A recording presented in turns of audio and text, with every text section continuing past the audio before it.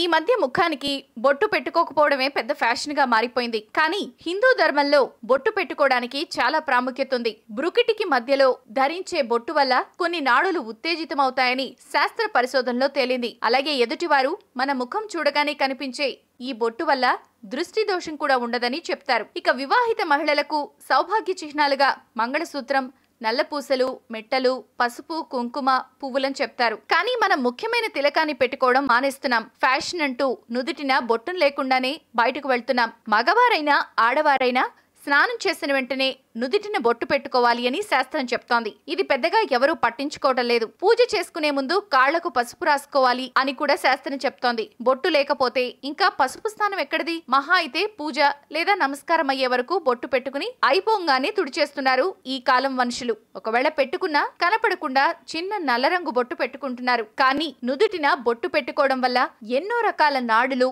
Activate అయి మన శరీరానికి నూతన ఉత్తేజాన్ని ఇస్తాయి. అలాగే ఈ బొట్టు వల్ల దృష్టి దోషాలున్నా తొలగిపోతాయి. కేవలం ఫ్యాషన్ కే కాకుండా మనం పాటించే ఆచారాల్లో ఎన్నో సైంటిఫిక్ రీజన్స్ ఉన్నాయని ప్రతిసారి రుజువు అవుతూనే ఉంది. ప్రాచీన రహస్యాలు, ఆచార వ్యవహారాలు, శాస్త్రీయ విశ్లేషణల సమాహారం మీ తాళపత్రం. మరిన్ని వీడియోస్ కోసం సబ్స్క్రైబ్ చేసుకోండి. ధన్యవాదములు.